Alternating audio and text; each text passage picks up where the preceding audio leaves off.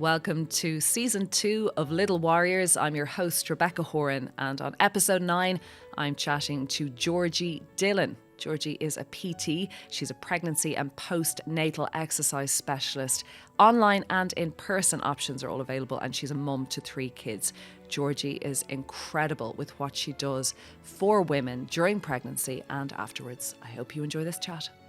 And before we start this chat, it's important to thank Loopy Loo by Lidl for supporting this podcast. And right now, their Christmas catalogue is live online, or you can go in store into Lidl shops across the country and check out all of their Christmas bits.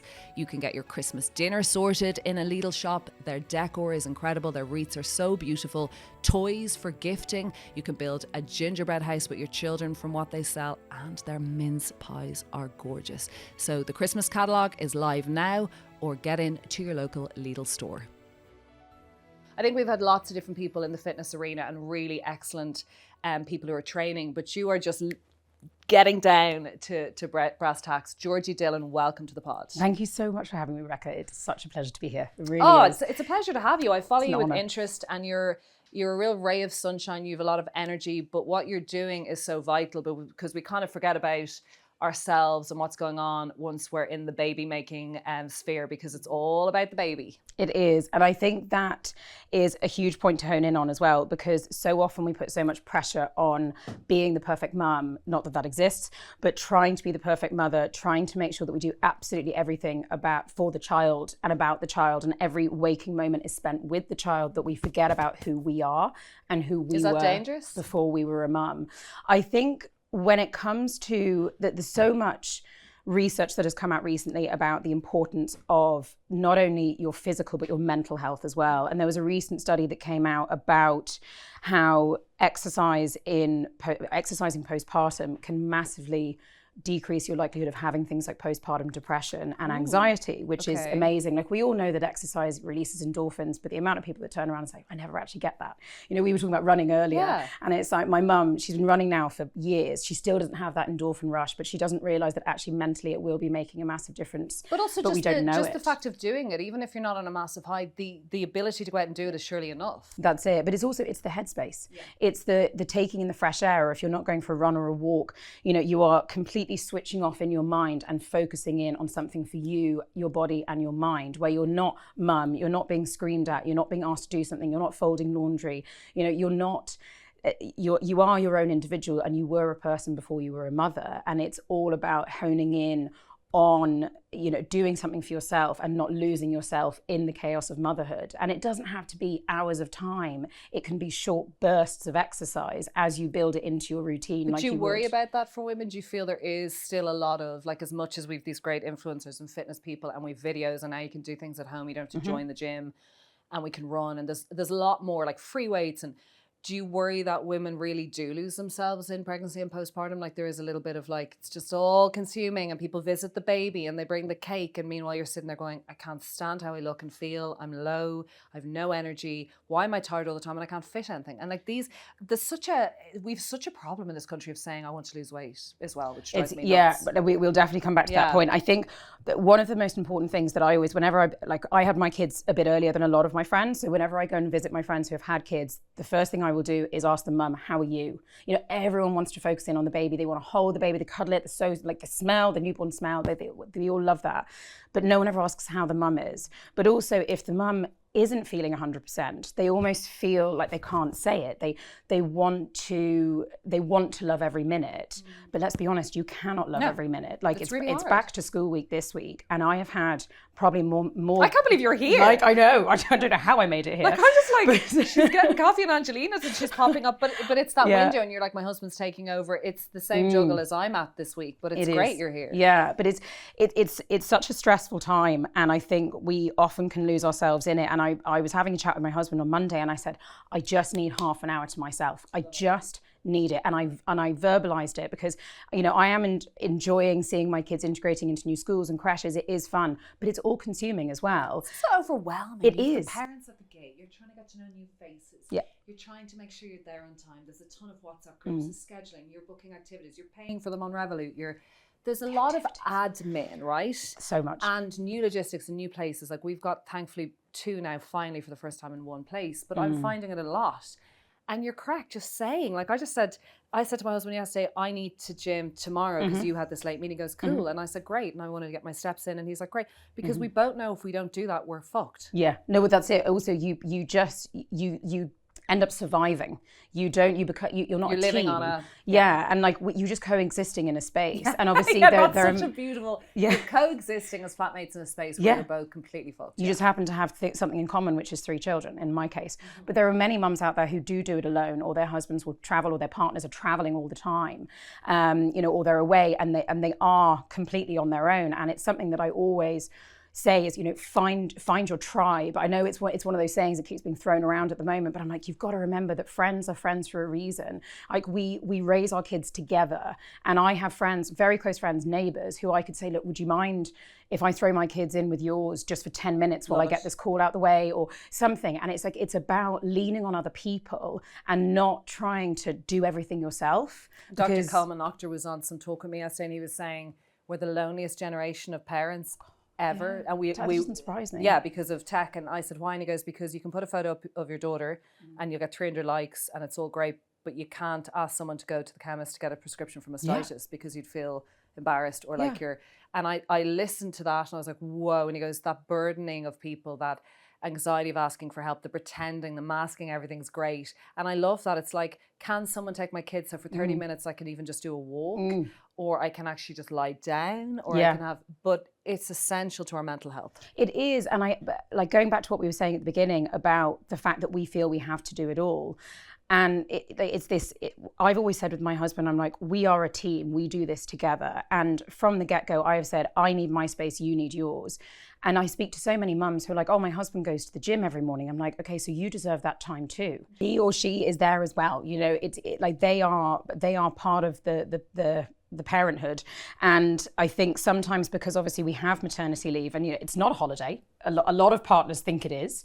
It's not a holiday. Off work for a few years. Exactly. It's like, it's not a holiday. It is keeping a child alive. However way you feed them, it is everything. Sleepless nights. There is so much pressure. It is not a holiday. Like a PTSD, I think. Work. Like it's a long time of feeding, and if you're not breastfeeding, your bottles, your naps, it's lonely. Yeah, and we do fall into this, I've got to do it all myself. I can't ask for help, or I should be loving every minute, when it is actually impossible to love every minute. It is. And like, people will hate me for saying that, but you can't. No, seriously, no. This morning, my daughter refused to put on her school socks. She refused. And I was like, I don't know what to say. I had to walk away. She's 6. That's exhausting. Yes. What's the frickin', like, girls, maybe boys are the same, and I don't want to gender it. What is the thing with girls just putting on the socks, put on your bloody knickers? Like, what is this? Like, my daughter was like today wearing shorts. I was like, wear your knickers, doesn't matter. I was like, it does matter. What's with the shorts under the pinnies? Because my daughter has to wear shorts under the pinnies so she can do her cartwheels and handstands. And I'm like, okay, they well, all this think is now they're a in new gymnastic thing. shows. That's literally. And I was like, okay, you're in break for 10 minutes and I'm you just want like, to try and do 20 away backflips. like we did, Sister Sledge, Yeah, it's just, my children are very strong-minded. I adore them. I love them. But it's the one thing you will never see is my children with shoes on leaving the house. Nice. I get the shoes, I put them in the front seat of the car, I bundle them in, and then I leave them in their seats as I attach their shoes. I'm like that. They cannot put on their shoes before they leave the house. I think our neighbours really aren't jealous of our system. I think they're like, oh, it's so sad and tragic. It's such a shit show. Like this morning, I could see the neighbours doing some fun thing where they're like, we're delivering you to the post office and carrying the kids and stuff. And I was like, where are your knickers? Like, and Jason's like, you're talking to me? I was like, why would I ask you where your knickers are? And he's like, what? Did the dog go out? She just vomited in the kitchen. Like, it was quite comical. And the dog keeps vomiting at the moment. No, and then the other one was like, I don't really think I want to go to school. I was like, no, And it's just in the car, and then it's like, radio on, we'll all sing a song. But it's a lot. The mornings to me are way worse than the nights. It is. It's, as you said, it's because there's so much more of a strict timeline with it. Whereas bedtime, it's like, okay, loosely you're going to bed at X time. Yeah, it's a shit show. But Simone took 2 hours to go down last night because she's in junior infants and her head is, so she's talking and I'm like, please go to sleep. So many questions. It's like, Mummy, I have 1 question. I actually have 2 more. But you didn't answer my original question, so I'm going to ask you 3 more. What age are yours? 6, 5, 2. So little. Do you feel, Georgie, and it's a loaded question, that you're coming out of the haze or not at all? 2 is very, very young. 2 is very young. 2. So I have two. My older 2 are girls, and they are Irish twins, and then I have a 2-year-old boy. So I have really been on a steep learning curve with the difference between girls and boys. And it's a thing, right? I personally, this season we've had a lot of this. Honestly, it is a thing. think it is. Yeah. Honestly, like the two girls, they are like so different. They look different, mannerisms, everything. I never compare my children, but they are so different anyway. Same. Boys, whole different kettle of fish. Go on. Throwing, biting, scratching, climbing, jumping, but cheeky. He's so cheeky, and like in the creche he's in now, they said the same thing. They were just like, he's the cheekiest boy, but he gets away with it. I think boys are just born with more swagger and confidence. I don't know. Boy boisterous. I think it's in the name, isn't it? But is it how we parent? Like, are we like to the girls, be good, be quiet, be nice? Yeah. Well, that I don't know. I think because obviously my girls are older as well. It's always like, you've got your brother looks up to you. We don't actually say that kind of stuff. But we feel like they try and adopt that. Yeah. Like, we've got to, behave for our brother. Oh, I verbalize that. I'm like to Gia, be kind. Your sister is watching you. She's like, I'm being kind. I'm like, well, you're hitting with her with a spoon brush. Yeah, no, exactly. That's so you're not being kind. It. But he gives as much as he gets. Like he absolutely, a lot of energy. He rules the roost, and he is a lot of energy, and he is very full on. And I think in terms of going back to your original question, like, am I coming out of the haze? Like, the girls are more self-sufficient, but they fight like cats and dogs. I have an older sister. She's 3 years older than me. Oh my God, the girls and and we were the same. But at the fighting, why are they so mean? So bitchy. And I'm like, Gia doesn't think I hear her. Gia goes around the corner and she says something to her 4-year-old sister that's so snide. I'm like, I feel like she's in an office or something, or a reality show. She's like, well, I'll get you later. And I'm like, what happened there? Yeah. Are you threatening murder? Like, what are you doing? And she's like, what, Mom? And I said, I've literally heard you say something to Simone as you walked out of the kitchen. She's like, no, I didn't. Yeah. And it's the complete, like, it's their faces are just like, no, I never said anything. It's like, I'm standing next to you. I heard you say that. And you're mean. And it's just evil. But, I love them. Girls are just... They are so mean. Yeah. Girls can be so mean. I mean. don't remember if my mum would have tolerated that, but I also don't know if we were that excited. Like, I don't think we were doing that. We were probably, I don't know. Maybe I don't remember. But it's the same. And I even said it to my eldest. She's 6, as I said. I was like, where did you hear that? Where did you learn that? It's like some of the stuff is really mean. As you said, it's like, I think something happened this morning and we're like, 2 days. And that's it. Rosie asked when is Friday? I was like, it's 2 days. And she leaned in to my middle one and said, 2 days until you're dead. I was like, who says that to a 5-year-old? She is so saucy. But she said it with like a smile on her face. And my 5-year-old was just like... She'll either be a criminal or a CEO. Well, that's it. And I kind of like her. She has so much sass. The 5-year-old can take it. She's dead. I mean, honestly, that's incredible. But and what did you say? She said it with a smile. I was like, did I just hear you say that? She's like, I said nothing. She's amazing. Can we have her on the pod? She's insane. Oh, like buckets of sass. Buckets of sass. But again, you know what, Georgie, she's the we need buckets of sass. Maybe not verbally abusing our sister, but we need confidence, because I think when we were growing up, it was like, be pretty, be nice, be slim, be cute, and the boys were like, oh, he's just funny, he's a boy. I think it's important for our girls to be bold. Last night we played a game. Do you remember those things when you were a kid that, the fortune teller things? Yes. And you like pick a colour, pick a number with the paper. We had one of those at the kitchen table while we were having dinner, and I'd written on the inside, I said, say something nice about someone else. Say something. Love this. Do you know what? We're just trying to get our kids talking more at dinner time, telling us about their day, but not down their throat as soon as they come out of school. Love it. So they were able to do all those things. And then one of the ones I wrote in was, say something nice about yourself. Okay, love it. Neither of them could do it. And I said it to my husband. Well, they couldn't say something nice about themselves. I'm like, why don't you say something that you like about yourself? Like, because they both got their haircut recently. I said, what about your new haircut? Or what about your ability to do cartwheels? Because my eldest has just learned how to do a full cartwheel without falling at the end. All these little things to be proud of. Nothing, Rebecca. Really? Nothing. They couldn't. And I had to literally put words in their mouth. mouth. And what were they saying? Just like, I don't have anything to say, Mum? No, she's just like, I don't really know what I like about myself. I was like, oh my God, here we go. I'm going to do that this evening. Yeah, it's really interesting. I'd say Simone will straight away go... Ask your kids. I really I love actually am interested to hear. I'll send you a message back. I'd say Simone will say something like, I don't know. I'd say she'll actually say, I like my teddy instead of her. I don't know what my 7-year-old will say. They kind of divert the question back to say something nice about someone else. And if you asked your boy, obviously you can't, but if you asked him... If I ask him what he likes, he'll just go pink. Everything. He loves pink. Like, just bless him. Because everything in our house is pink for the girls. But I said it to my husband, I was like, it's really weird. Do you not think it's weird that they weren't able to have one thing they liked about themselves? What did he say? He said, we're Irish. We were raised that way. I was like, excuse me. Firstly, they're half English. It's such a self-deprecation. Isn't it? And I'm like, this isn't a badge of honor. But if I sat you here on a show and I said, name 3 nice things about yourself, would you do it? I would say I could, yeah. I think I could too. Yeah, I don't think I'd be like, I'm amazing. But I think I'd go, I really like this about me. I like this. But I'd also be able to give you 3 shit things. Oh, no. Do you know what? The first thing I think of is 3 shit things. Yes. You know, I don't like my boobs. Something like that. Like something really simple. My children just removed them for me. Yeah, well, mine are hideous, so they're always out. But I will always be able to think of 3 things because it's something that we have to work on as well. I think when you're running your own business, you have to know what you're good at, your strengths. Yeah, you do. And you have to understand your own values as well. What is important to you and what you value in life. Okay, well, I'm going to do that later, and I'm going to ask them to do 2 things actually. Do you think exercising, we spoke there about the hubbies who are heading off to the corporate land. Do you think exercising in the morning, and I know it's kind of a weird one, but is more beneficial, or does it matter when you're getting your... Kind of it doesn't matter what time of day you do it. I mean, because I have an online community, online programs, and we have private WhatsApp communities for various different programs that I have. And a lot of them do find it easier to work out in the mornings. They have a little bit more energy. It might be their kids are up early. So, you know, while they're having breakfast, the mum can be on the mat next to them in the kitchen doing the workout, showing the kids that they're exercising, and the kids get involved, that kind of stuff. So a lot of them enjoy it. Some of them are back at work, so they do it on their lunch break.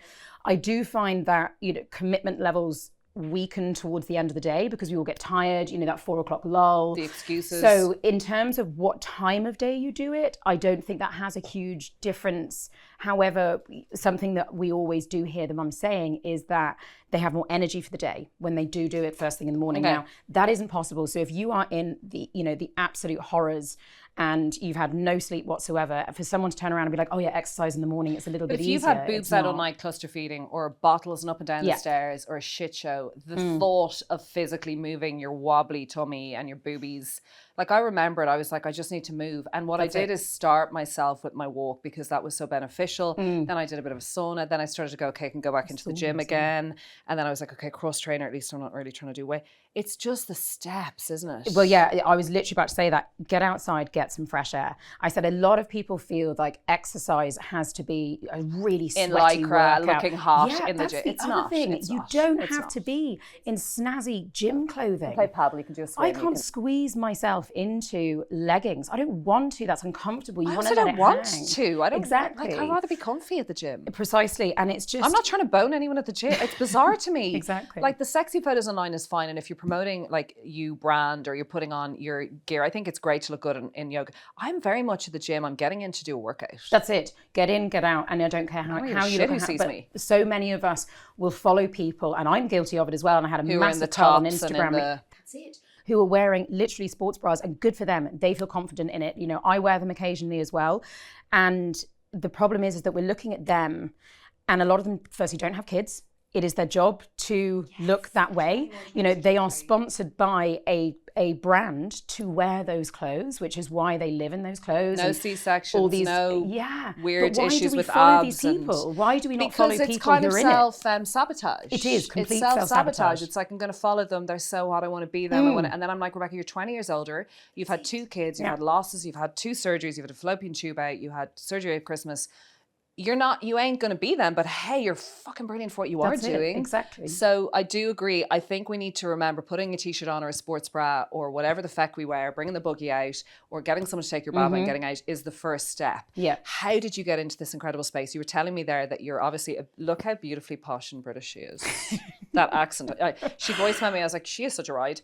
You met him in London, but were you in the fitness space? No, I was actually an estate agent at the time. I know. So like I completely flipped my whole life around, and like a lot of people, especially a lot of people on the podcast who completely changed everything in COVID. So I moved here like 8 years ago. We were 6 months married, and we moved over because my husband got a job over here, and I went back into property again because it's all I knew, and that's what felt right.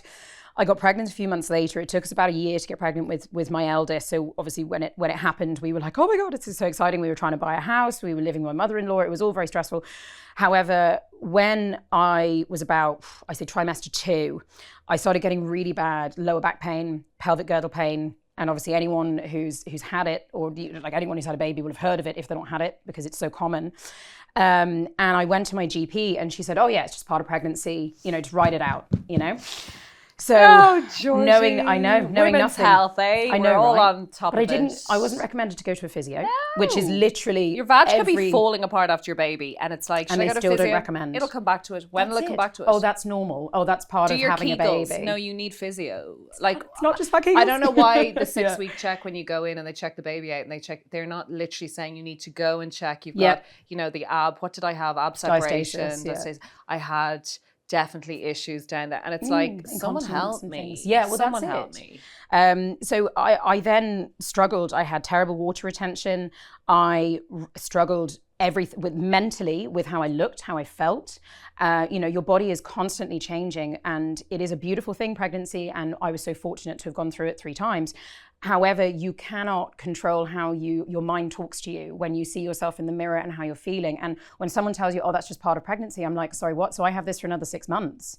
I don't know how I'm going to cope. So I couldn't go up and down stairs. I was working in property. How do you think, I couldn't go only places with lifts. So anyway, I started just doing a lot of my own research, and I didn't go to a physio because I wasn't recommended one. And it's the one thing I would say to anybody who is pregnant postpartum: go to a physio. Just, it doesn't matter if you don't. Proper women's health check where they do it all. Even if you don't have aches or pains, go and get it checked out, because there could be. It comes back later. That's it. But also they can give you exercises to do. They can give you plans. There might be certain things that you need a little bit of help with and you didn't realize that actually they can help with.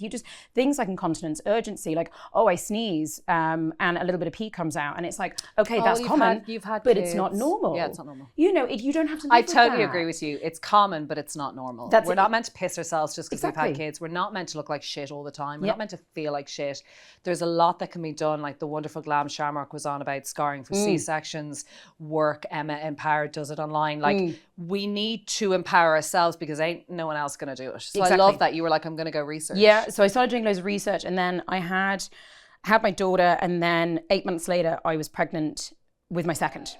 And because it took us so long to get pregnant with Rosie, we were like, let's go. And very fortunately, it happened very quickly. So hence we have sort of Irish twins. And it was at the start of that pregnancy, I thought, no, I'm not going through this again. And with the pains and everything like that. And then COVID hit. So I was home a lot, and my daughter was off crash because obviously they were closed. And I was like, I will not be able to look after a toddler and also have all these aches and pains and also try and grow a child and also try and work. I said, I need to be good for my body. So I started again, just like focusing in on doing exercise, stretches, like all these types of things that I could find. I was in touch with physios at this point down in Milltown, things like that. And then suddenly I was like, I'm enjoying this. I have such a passion for this. And I've always been sporty. I was sporty at school. I was in teams, school, university. I did PE for my A-level. Like, I've always had such an interest in exercise, the human body, the goodness it can have for us.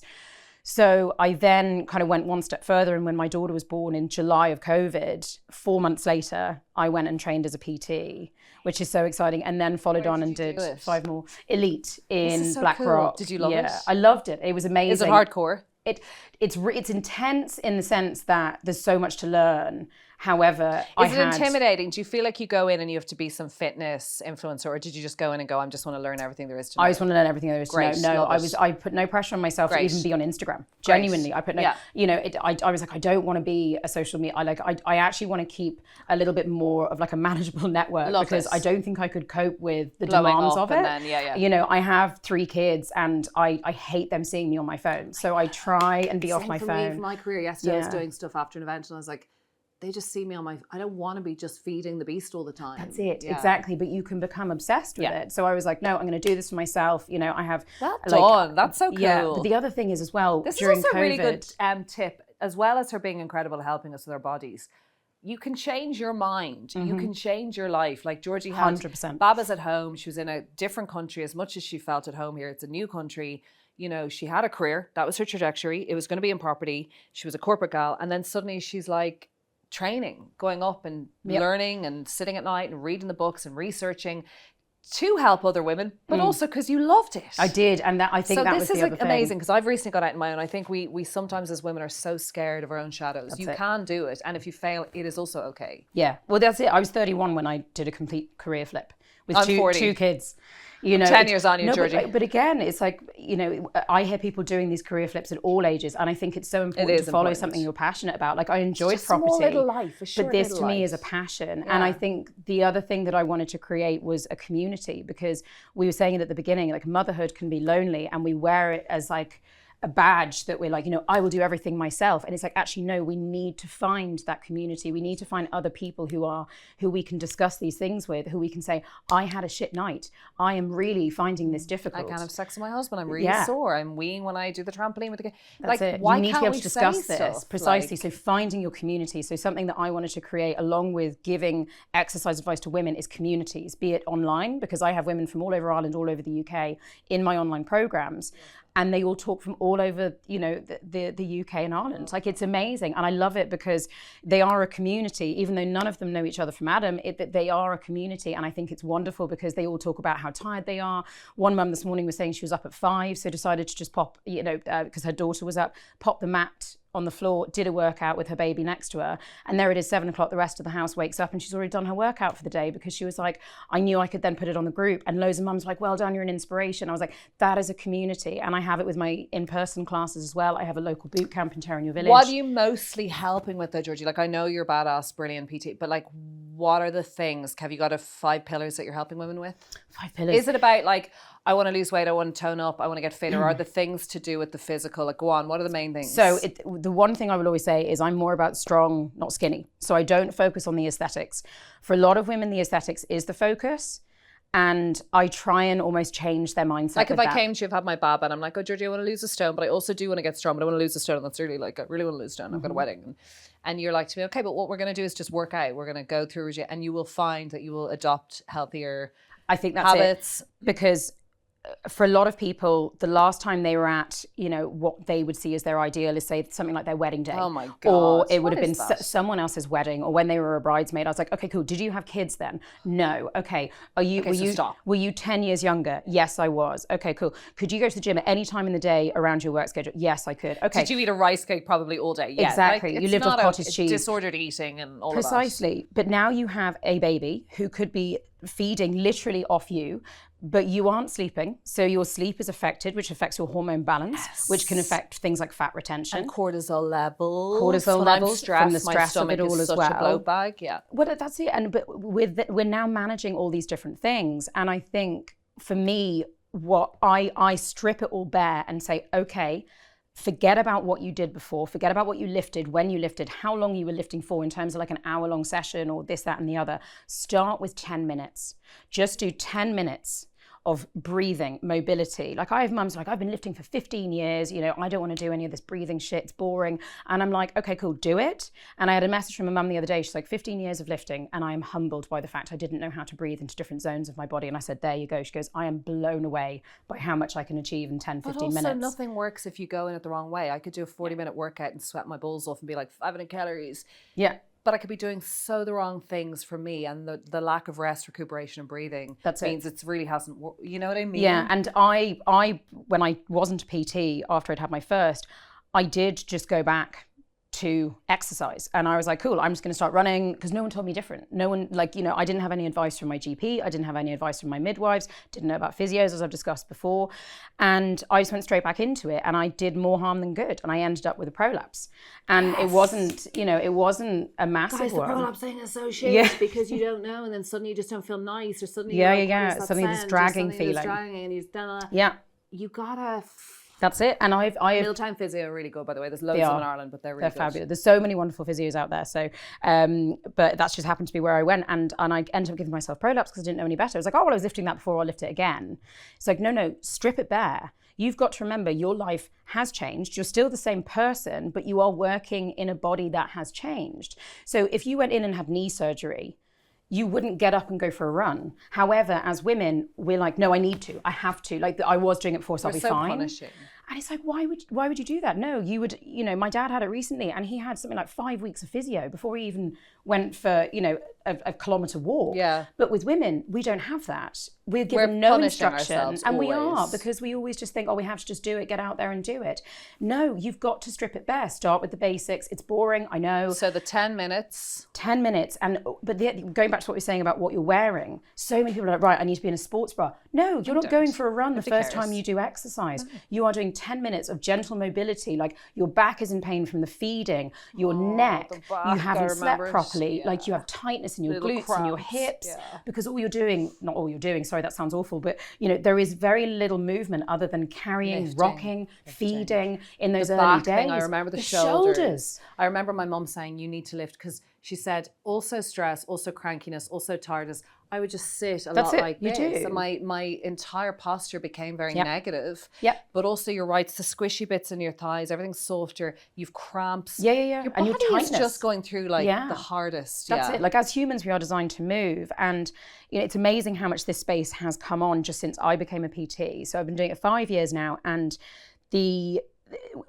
kind of the recommendation was don't do anything for 6 weeks. Whereas now, the research came out last year being like, if you don't do anything for the first 6 weeks, it actually will set you back further. And I've been saying this from the beginning. I was like, you cannot be expected to do nothing for 6 weeks. So it's just nice, gentle movement? Gentle movement. But also, if you have, like I did, I had 2 other kids at home when I had my third. I can't just sit. So what was it, a little dumbbell? Like what were you? No, nothing to do with dumbbells. Not at the beginning, because it can feel overwhelming at the beginning. So you absolutely can, if you feel like it, doing some light dumbbells. But a lot of women are like, okay, I'm just going to work with body weight straight away. And I'm like, that's a really good way to ease yourself in. Just, you don't want to go too hard too soon, just because you don't want to be too stiff with a brand newborn as well.